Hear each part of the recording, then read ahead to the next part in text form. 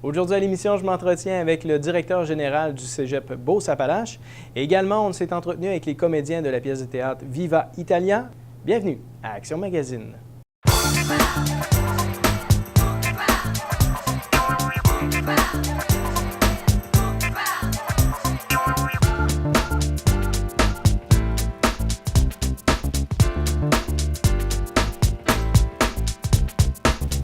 Une nouvelle qui a rendu des gens bien heureux à Sainte-Marie, c'est la venue du Cégep Beauce-Appalaches. Et pour nous en parler, j'ai le directeur général, M. Landry. Bonjour. Bonjour, M. Goulet, ça va bien? Oui, merci beaucoup. Je ne me trompe pas en disant que les gens de Sainte-Marie sont très heureux de voir apparaître un cégep? Effectivement, ils sont très heureux et nous aussi, on est heureux de s'implanter ici parce qu'évidemment, notre mission, c'est d'aller là où la clientèle est. Et puis, je pense que c'est bon pour une population d'avoir une institution d'enseignement supérieur. Ça a commencé comment, tout ça? D'où c'est venu l'idée de pouvoir le faire? C'est commencé depuis 2010, mais de façon beaucoup plus léger, dans le sens qu'on avait le programme sciences humaines. Donc, depuis quelques années, on était installé à la commission scolaire, donc à la polyvalente Benoît Vachon. On a accueilli à peu près jusqu'à 40 étudiants. Mais depuis cette année, évidemment, en plus de sciences humaines et de l'accueil et intégration, on a implanté le programme technique d'éducation spécialisée. Et la bonne nouvelle, évidemment, pour la population, et suite à une demande également, donc on va instaurer dès l'automne 2015 le programme Sciences de la nature. Très bonne nouvelle, ça. C'est une très bonne nouvelle pour la population puis pour l'ensemble des étudiants qui veulent évidemment faire des cours préuniversitaires ici, dans leur région, c'est bon. Parce que ce qui est intéressant de ces trois programmes-là, c'est que ça permet tellement de possibilités par la suite là, pour aller à l'université. Tout à fait. Puis évidemment, le programme Sciences de la nature, c'est un programme qui ne se donnait pas, évidemment, à Sainte-Marie, qui se donne évidemment dans notre campus à Saint-Georges, mais donc c'est des enseignants de notre campus à Saint-Georges qui vont donner l'enseignement ici. Donc, on va vraiment avoir de l'enseignement de qualité. Parfait, ça. Oui. Puis, à quel endroit vous êtes installé maintenant? On est installé sur la rue de l'École, donc tout près de la polyvalente, du boulevard Vachon, de la polyvalente, évidemment, Benoît Vachon également. Et c'est à côté de c'est avec l'édifice Uniprix. C'est une installation de 7300 pieds carrés sur un étage et évidemment, il y a un potentiel de 3 étages, donc jusqu'à 22 000 pieds carrés. Et si le programme de sciences de la nature, parce qu'évidemment, on l'implante, mais il va falloir que la réponse aussi soit là pour l'automne. Donc, les gens qui sont venus en grand nombre, d'ailleurs, en fin de semaine, lors des portes ouvertes, ils sont venus, donc on a eu près de 200 visiteurs, incluant les parents, bien entendu, une bonne soixantaine d'étudiants, dont plusieurs, évidemment, se sont avérés très intéressés au programme sciences de la nature. Alors, si le programme démarre comme on le souhaite et comme on le pense, évidemment, ça va nous prendre le deuxième étage qu'on va commencer à construire en termes d'aménagement locatif parce que déjà, le plancher est fait. Donc, c'est des aménagements locatifs, donc à partir du mois de mai pour être prêt pour le mois d'août. Et je disais, les demandes d'inscription pour, je crois que c'est pour les sciences humaines, c'est pratiquement le double que vous avez eu par rapport au nombre de places que vous avez. Tout à fait. Puis technique d'éducation spécialisée aussi, qui était à sa première année. Donc, on a accueilli jusqu'à 27 étudiants. Donc, oui, ça va très, très, très bien. À l'automne, on avait près de 90 étudiants, et même si la construction n'était pas terminée, il n'y a pas eu vraiment d'étudiants qui ont quitté. Et pour la session d'hiver, au moment où on se parle, parce qu'ils ont jusqu'au 20 février, on a 96 étudiants à Sainte-Marie. Et l'an prochain, évidemment, la deuxième année de TES, parce qu'il y a des étudiants de première année qui vont arriver en technique d'éducation spécialisée, mais ceux de deuxième année vont être encore là. Et plus, évidemment, le programme de sciences de la nature, on va avoisiner facilement les 140 étudiants. En tout cas, c'est ce qu'on vise. Ça va faire du monde. Ça va faire du monde, oui. On peut s'attendre à quoi pour l'avenir? Bien, écoutez, si on a pensé à une bâtisse sur 3 étages, c'est qu'on pense évidemment qu'il y a un potentiel autour d'au moins 200 étudiants. Au moins 200 étudiants là, à Sainte-Marie. Il y a peut-être d'autres programmes à venir également, mais pour l'instant, c'est vraiment les programmes qu'on avait ciblés pour les 2-3 premières années. OK. Puis, sur quoi on se base pour choisir un programme? Est-ce qu'on se base sur la demande qu'il y a ou... Bien, écoutez, on s'est basé, évidemment, il y avait beaucoup de demandes pour le programme Sciences de la nature. Il y avait des demandes des gens, des parents ont fait, évidemment, à la ville, suite, évidemment, à la construction de notre édifice. Et on pense que vraiment, il y avait un potentiel pour Sciences de la nature. Depuis le début, on le pense également. Et ça s'est concrétisé jusqu'à maintenant, là, par rapport au sondage qu'on a fait et puis par rapport à la demande potentielle qu'on pourrait avoir. Alors, c'est sûr qu'il pourrait y avoir éventuellement d'autres programmes techniques, mais... Pour l'instant, évidemment, le fait d'avoir accueil et intégration, d'avoir programme sciences humaines, d'avoir programme sciences de la nature, puis avec l'avenue de sciences de la nature, évidemment, on ajoute les mathématiques, donc ça ajoute et au potentiel des étudiants également. Est-ce qu'il y a une possibilité d'offrir un programme deck-back? Oui, c'est possible d'offrir un programme deck-back. On le regarde, mais pour ici, au moment où on se parle, il faut d'abord et avant tout rendre la viabilité de ce centre d'études-là. Puis vous savez que la viabilité d'un centre d'études, c'est autour de 150 étudiants sur un certain nombre d'années pour voir si le maintien se fait. Alors nous, on était en croissance depuis les 3 premières années, depuis 2010 au fond qu'on a été installé. On a toujours été en croissance, mais de façon beaucoup mitigée parce que finalement, on ne pouvait pas aller davantage compte tenu que déjà la polyvalente, d'ailleurs la commission scolaire qu'on tient encore une fois à remercier de nous avoir accueillis en 2010, de nous avoir permis d'arriver ici. Maintenant, évidemment, les locaux étaient trop petits et il y avait eux autres aussi, il y avait un gros potentiel au niveau du secondaire, donc on ne pouvait pas s'installer davantage. D'où est venue notre idée, évidemment, d'avoir une bâtisse, même si on en est locataire, une bâtisse bien à nous, avec pignon sur rue, avec notre enseigne du Cégep Beauce-Appalaches, avec un centre à Sainte-Marie. C'est vraiment une bonne chose pour pouvoir garder nos jeunes ici plus longtemps. Bien, on pense toujours, évidemment, moi je le dis depuis le début, que le pouvoir économique d'une région passe par son savoir. Et si on est capable de garder une masse de jeunes ici dans notre territoire, bien évidemment, on fait en sorte de contrer l'exode des jeunes. Si les jeunes passent leur collégial ici par des cours techniques, par un programme technique qui est terminal, ou même par l'université, ils ont tendance à revenir dans leur région pour exercer leur profession. On pense vraiment que pour nous, le fait... Puis, vous savez, c'est l'adéquation formation-emploi. Hein? C'est-à-dire qu'on pense qu'il y a un potentiel ici et on veut maintenir notre monde dans notre région. Et on veut être un cégep à rayonnement régional. Et je pense qu'on est installé également à Lac-Mégantic, même si c'est un petit peu en dehors de notre territoire. Il y avait un besoin là. Et puis, il y a quelques années, on a saisi l'occasion d'aller à Lac-Mégantic. Maintenant, c'est Sainte-Marie qui est notre visée. On a évidemment notre centre, notre siège social à Saint-Georges, qui a près de 1500 étudiants. Donc, au total, c'est un bassin d'environ 1800 étudiants pour la prochaine session. Avec la formation continue, on dépasse le potentiel d'au-delà de 2000 étudiants. C'est excellent. Oui. Bien, merci beaucoup. Ça m'a fait plaisir.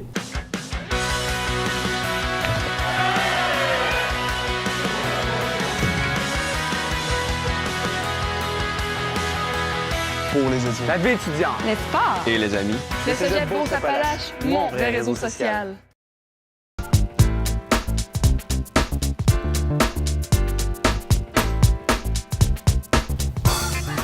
Avec moi, Benoît Carrier-Clich pour la chronique Techno. Bonjour Benoît. Salut Sylvain. Comment tu vas? Ça va très bien, toi? Oui, très bien. Tu nous parles de quoi cette semaine? Cette semaine, je vous parle des sauvegardes informatiques. Souvent, les gens, comme je mentionnais un petit peu plus tôt, les gens se fient trop aujourd'hui à l'informatique pour que ce soit leurs données informatiques, leurs photos, leur musique, leurs films. Il y a à peu près une vingtaine d'années, les gens imprimaient tout sur papier, imprimaient tout sur photo. Aujourd'hui, les gens trouvent une grande dépendance en informatique et qu'est-ce qu'on voit de plus en plus, nous, en atelier informatique, c'est des pertes de données dues à soit un bris d'appareil ou une malfonctionnalité d'un produit. Et c'est vrai ce que tu dis parce que à l'époque, quand on prenait des photos, qu'on faisait développer nos photos, on en donnait à des amis, des parents, la famille, puis tout ça. Ça se ramassait un peu partout. Donc, s'il arrivait, je sais pas, à la maison, on avait une fuite d'eau, je veux dire un feu, tout passait...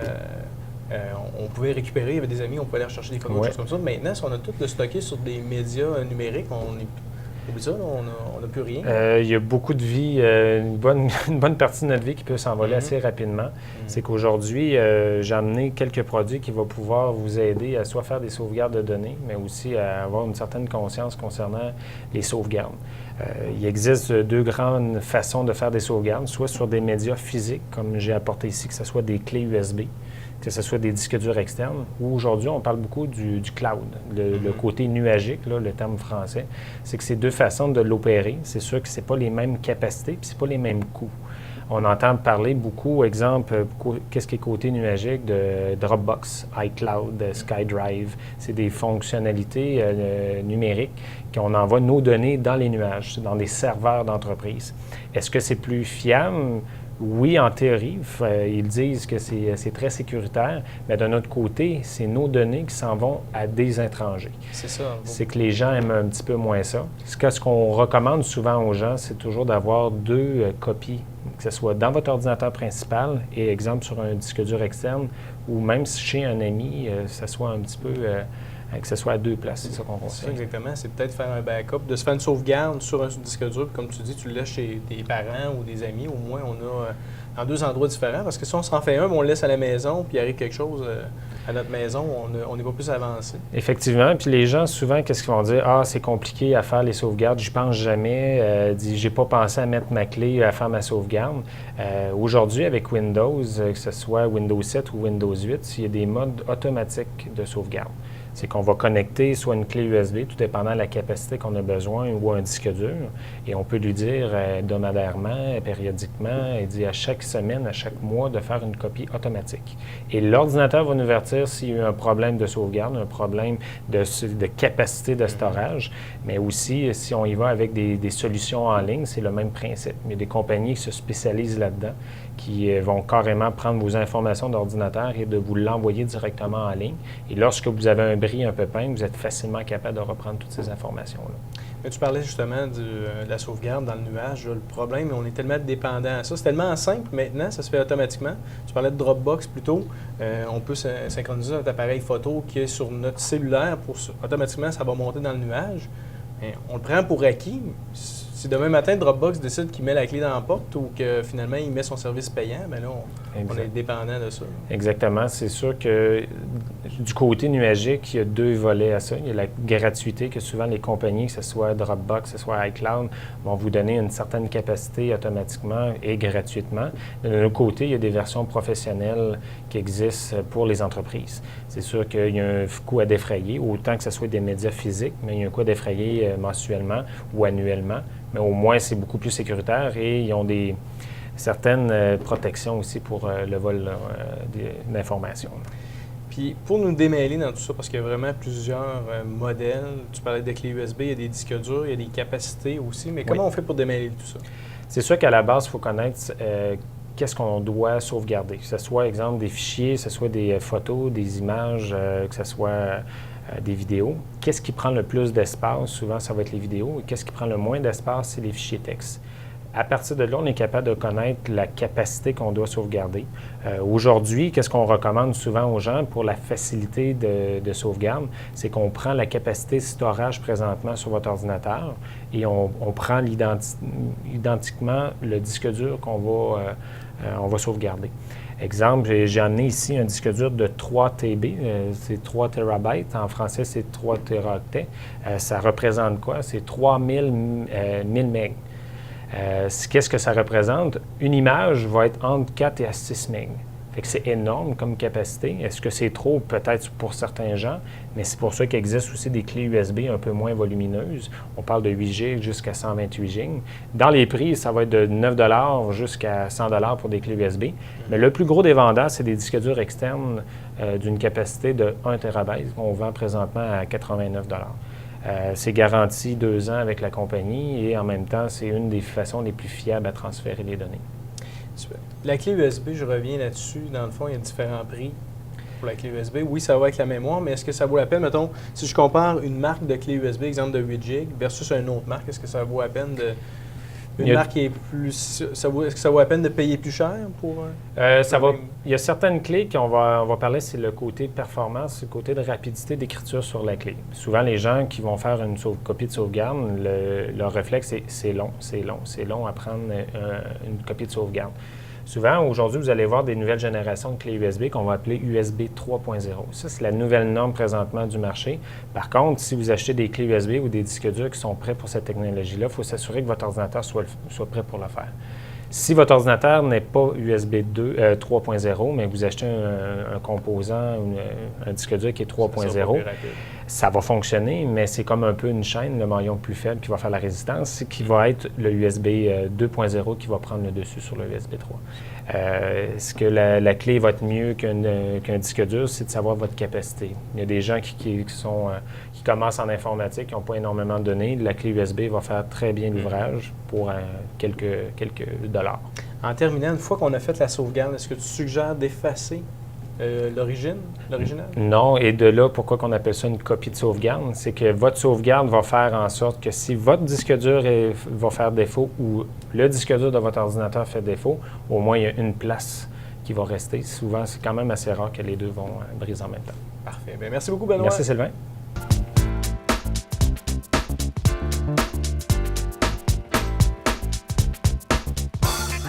représentation au Vieux Couvent de Saint-Frédéric tout l'été et ils sont avec nous parce qu'ils sont de retour pour leur représentation à la Méchatigan bientôt. Bonjour! Bonjour! Donc j'ai Magali Gilbert avec moi et Marco Côté. Salut! Il n'y a pas de vin? De vin, non. Ben, Alcoolique. pour le sujet du... La réalisatrice a tout bu. Pas de... C'est bon, c'est pas grave. Donc, vous êtes de retour à la Méchatigan. Oui! Bientôt. Ben, de retour, Viva Italia, c'est la première fois à la Méchatigan.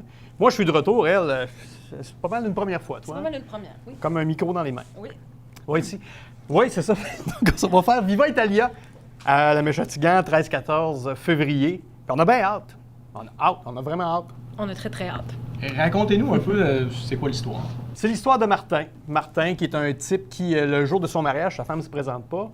Il est un peu triste. Il va voir son meilleur ami, qui est un homme vraiment pas fiable dans la vie, qui lui suggère de prendre les billets de noces que le beau-père avait payés, puis de se sauver, de sacrer son camp avec, puis de s'en aller en voyage de noces tout seul. Donc là, il va découvrir l'Italie et il va y arriver une multitude de péripéties. Donc, je te dirais que l'histoire, c'est ça. Puis fin. Voilà. Mais Vous n'êtes pas obligé de venir à Méchatigan, là, tout est dit. Mais pour les gens qui ont vu la pièce cet Oui. été, qui aimeraient aller revoir la pièce à la Méchatigan, ils peuvent s'attendre à avoir du changement? il faut venir à Méchatigan. S'il y a une place qu'il faut avoir, c'est là. OK. Parce qu'il y a un cyclo.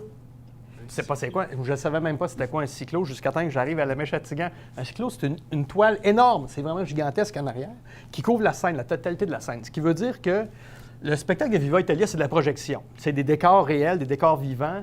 Et avec un mur en arrière, ça va être fantastique. Tu vas être impressionné.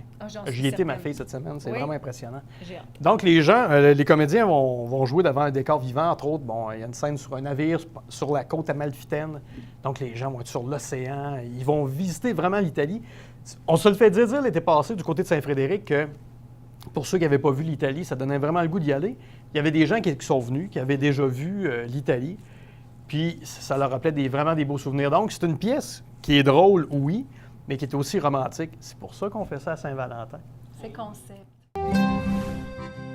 Les 13 et 14 février 2015, on vous invite à venir découvrir Viva Italia, qui fut le succès de l'été en 2014. Viva Italia, une pièce remplie d'émotions. Une pièce remplie d'action. Une pièce remplie de sexe. Ben quoi, le sexe, ça va? Viva Italia à la salle Méchatigan de Sainte-Marie. 88 387 2200. Ou ovacène.com.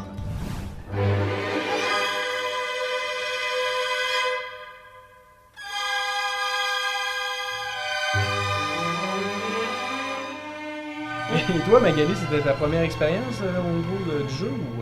Ben, j'ai eu quelques expériences au niveau communautaire, mais ma vraie expérience, là, bon, c'était la première, oui. Tu as commencé à travailler avec Marco Côté? J'ai fait une dépression. Oui? Oui, l'hiver passé. Oui.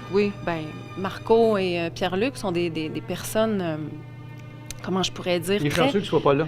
Si on avait été là les deux, là. très une heure et demie de show avec nous. égocentriques.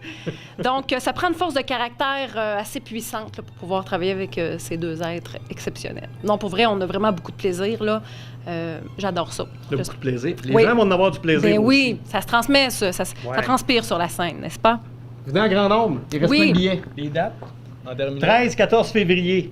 Ben oui, pour la Pour la Saint-Valentin. Saint-Valentin. Les gens qui veulent réserver, c'est à quel numéro? 387-2200 ou sur ovacène.com. Parfait. Ben moi, je vous invite personnellement à aller voir la pièce parce que je l'ai vue cet été à Saint-Frédéric puis ça vaut la peine d'aller vous voir. Ne serait-ce pour voir le petit caméo de Gaston Cloutier, qui est très mauvais, mais qui est vraiment drôle, parce qu'il a même fait rire de lui à Radio-Canada. Mais ça vaut quand même la peine de le voir, notre cher Gaston. Voir sa grosse face, là. Oui. Ouais, Merci Sylvain.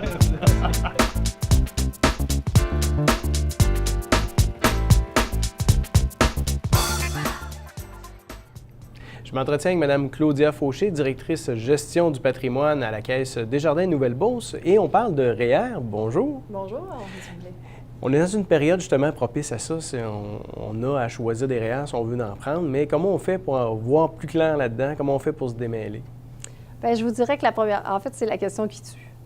On est en pleine période de REER. Il y a une affluence d'informations sur le domaine financier qu'on a partout. Ce que je vous dirais que la règle de base, c'est de pouvoir démystifier le vocabulaire financier. Puis pour ça, je pense qu'il faut se poser des questions relativement simples, mais combien fondamentales pour pouvoir avoir des produits qui répondent à notre besoin. Dans ces questions-là, je vous poserai quels sont vos objectifs de placement à vous. Quel est votre profil d'investisseur? Quel est votre niveau de tolérance au risque des fluctuations des marchés boursiers? Toutes ces questions-là nous amènent à bien déterminer vos besoins pour être en mesure de bien répondre. Maintenant, par où commencer? Je pense que la réponse la plus évidente pour moi, puis la meilleure pour vous conseiller, c'est vous dire, appelez votre conseiller financier avant le 2 mars, puisque c'est la date limite de cotisation des REER pour l'année 2014. Alors, c'est important de prendre un rendez-vous pour pouvoir regarder votre situation qui vous est propre, pour pouvoir poser vos questions, puis pour que vous puissiez prendre des décisions éclairées à cet effet-là. Il y a également le CELI qui existe, qui est un compte d'épargne libre d'impôt, c'est ça? C'est exact. Alors, on a ça, évidemment, aussi chez Desjardins. Si je peux vous décortiquer un petit peu ce que c'est la différence entre un REER et un CELI. En fait, REER et CELI, c'est deux régimes enregistrés qui sont très profitables, principalement sur le plan fiscal, qui vous permettent de mettre de l'argent à l'abri de l'impôt. Alors, c'est toujours intéressant de pouvoir avoir des stratégies fiscales. Alors, du côté du CELI, le CELI permet d'accumuler des sommes en vue de différents projets. Ça peut être un projet de voyage, ça peut être un projet, une dépense importante qu'on prévoit faire plus tard, et évidemment la retraite. L'épargne accumulée est libre d'impôt et le retrait aussi. Vous pouvez aussi cotiser à vos CELI en tout temps. Il n'y a pas de date limite, alors que les REER, annuellement, il y a une date qui s'impose. Pour ce qui est des REER, c'est vraiment de l'accumulation, mais en vue de la retraite. L'accumulation de la retraite via le régime enregistré d'épargne retraite vous permet de diminuer votre revenu imposable à l'année où vous cotisez à vos REER, le tout en plaçant cet argent-là à l'abri de l'impôt. Le REER vise la retraite à long terme, mais peut avoir aussi des avantages à court ou moyen terme. Si vous prévoyez faire l'acquisition d'une première maison, le régime d'acquisition à la propriété peut être intéressant. Ou aussi un retour aux études où on a le REP qui peut s'appliquer. Alors, je vous invite toujours à prendre plus d'informations là-dessus si jamais ça vous concerne. Et ce qui est intéressant aussi, c'est que souvent, il y a un cumul dans vos stratégies épargne, à la fois avec le REER et le CELI, pour bien faire fructifier votre épargne, bénéficier aussi des avantages fiscaux qui s'y rattachent. Peu importe le produit qu'on va choisir, c'est toujours dans le but de planifier notre retraite, dans le but de pouvoir conserver un rythme de vie comme on a présentement. Comment on peut arriver à ça? Ce qu'on vise, si vous voulez avoir le même rythme de vie qu'actuellement, ce qu'on dit, c'est que vous devriez accumuler de l'épargne pour avoir 70 de votre revenu actuel. Ça, évidemment, peut différer d'une personne à l'autre, tout dépendant de vos besoins à la retraite. Mais ce qu'il faut, dans le fond, c'est que si vous voulez y arriver, c'est vraiment important de planifier. La base de tout ça, c'est de planifier votre retraite, de prendre le temps de vous arrêter, de regarder tous les revenus, de vos sources de revenus disponibles pour que vous puissiez prendre des décisions éclairées puis faire fructifier votre patrimoine pour y arriver. Parce que des fois, on se fie un peu trop sur les rentes qu'on espère avoir à la retraite, mais... Bien, c'est ça justement là-dessus, au niveau des rentes gouvernementales qui sont actuellement accessibles, ça répond uniquement à 40 des besoins des retraités. Alors, c'est sûr que chaque retraité a une obligation de pouvoir cotiser ou de pouvoir épargner en vue justement de combler le manque à gagner que le gouvernement ne peut combler là-dessus. Est-ce qu'il y a un montant maximum ou minimum pour cotiser? Effectivement, au niveau du REER, il y a le maximum au niveau déductible est de 18 du revenu de l'année précédente, avec un plafond pour l'année 2014 à 24 270 et pour l'année 2015 à 24 930. Ces maximums-là, si vous n'avez pas tous pris les maximums que vous aviez droit, ils se sont reportés. Alors, depuis l'année 1991, tous les droits non utilisés se sont reportés. Je vous donne un exemple. Si vous aviez droit de cotiser pour 10 000 et que vous avez cotisé pour 2 000 dans votre année en utilisant le REER, le droit non utilisé de 8 000 va pouvoir être réutilisé plus tard. Si vous voulez connaître vos droits non utilisés sur votre avis de cotisation que vous recevez à chaque année au printemps de Revenu Canada, vous allez avoir votre montant de droits inutilisés en REER. C'est quoi le meilleur moment pour commencer à cotiser? Alors qu'ils vont dire 30 ans, moi je vous dirais il n'est jamais assez tôt. Je pense que dès qu'on commence à avoir un revenu fixe, il faut vraiment mettre en place des stratégies pour épargner. Parce que si on attend d'avoir des revenus suffisants, bien, je vous dirais que le manque à gagner pour pouvoir recouvrir ces années-là où on n'a pas accumulé des sommes sont vraiment difficiles à récupérer. Parce que c'est souvent le conseil que je me suis fait donner, c'est que l'important, c'est pas de mettre une grosse somme, mais de commencer le plus tôt possible. Effectivement. C'est vraiment important parce que c'est tout l'effet cumulatif de l'épargne qui prend tout son effort. Puis si on a toutes les meilleures intentions qui soient, on veut cotiser, mais on n'a pas l'argent pour le faire, on n'a pas les moyens, comment on peut... c'est quoi les options qui s'offrent à nous? En fait, c'est une réalité pour bien des gens, avec l'arrivée des enfants, des nouvelles voitures, maisons, etc., première hypothèque, que c'est difficile de dégager des liquidités. Par contre, il y a certaines habitudes que je peux vous donner à mettre en place pour réussir à dégager des sommes. La première, et non la moindre, qui est la plus fondamentale, c'est d'établir un budget. Le budget vous permet de voir plus clair dans vos affaires, vous permet de savoir quelles sont les dépenses qui sont nécessaires, quelles sont les dépenses qui ne sont pas obligatoires, est-ce qu'on peut les réduire, si oui, à quel montant. Puis c'est en faisant cet exercice-là qu'on peut dégager certaines sommes à dire, bon, bien, si on réduit telle dépense, on va pouvoir augmenter justement notre patrimoine en accumulant plus d'épargne. Alors ça, c'est vraiment le volet numéro 1 qui est le budget. Ensuite, règle aussi à garder en tête, c'est initialement, à chaque revenu qu'on a, on devrait garder 10 % au niveau de l'épargne.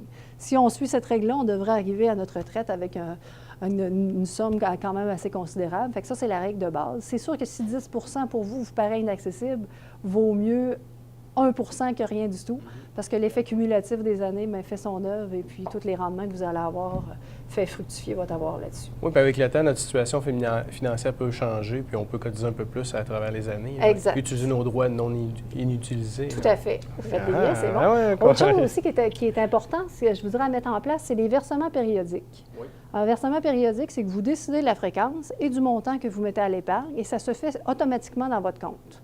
Si vous me dites que vous allez placer à tous les semaines un montant de 25, 50 ou peu importe le montant, bien, ça se prend automatiquement sur votre compte avec le type de placement que vous allez avoir choisi avec votre conseiller. Alors ça, c'est vraiment une bonne façon de mettre des bonnes habitudes d'épargne. Et puis c'est sûr que cotiser à chaque semaine fait augmenter votre actif plus rapidement que de faire une grosse cotisation en fin d'année. Alors ça, c'est vraiment important. Dernière chose aussi, si vous avez des revenus imprévus, c'est-à-dire votre retour d'impôt, si vous avez une augmentation de salaire ou vous avez un boni qui vous est versé, bien, ça pourrait être une belle alternative de prendre ces sommes-là qui ne devraient pas trop affecter votre niveau de vie habituel pour pouvoir les placer, augmenter votre épargne. Puis ça, on a besoin d'un coup de main justement pour en savoir plus là, ou pour nous accompagner dans notre processus. À quel endroit on peut s'adresser? Bien, vous vous adressez à la Caisse de la Nouvelle-Beauce, bien entendu. Mais ce que je tiens à vous dire, c'est qu'attendez pas ou n'ayez pas peur, même peu importe le montant que vous avez d'accumuler, bien, venez nous voir. C'est important de mettre de bien planifier pour mettre les bonnes actions en place pour arriver à votre tête là où dans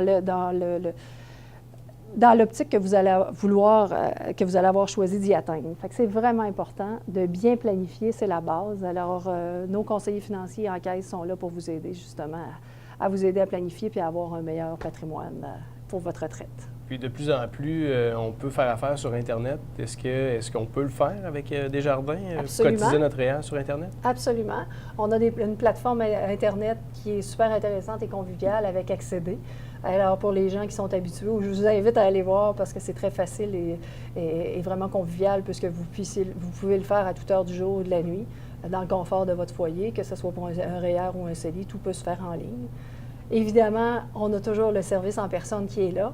On a augmenté aussi à la Caisse Nouvelle-Beauce nos heures d'ouverture au siège social depuis l'année dernière. Alors, 2 soirs sont ouverts les mercredis et jeudis, ainsi que les samedis matins.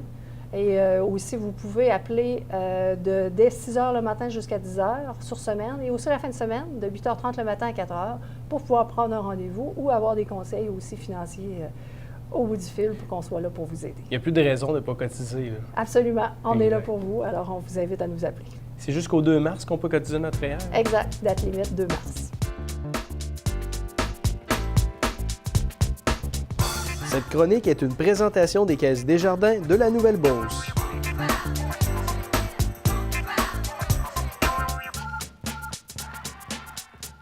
Voilà, c'est ce qui complète Action Magazine de cette semaine. J'espère que vous avez apprécié. Si vous avez des commentaires ou des suggestions, vous pouvez le faire à câble11@action.ca. Je m'appelle Sylvain Goulet et je vous donne rendez-vous la semaine prochaine pour une autre édition d'Action Magazine.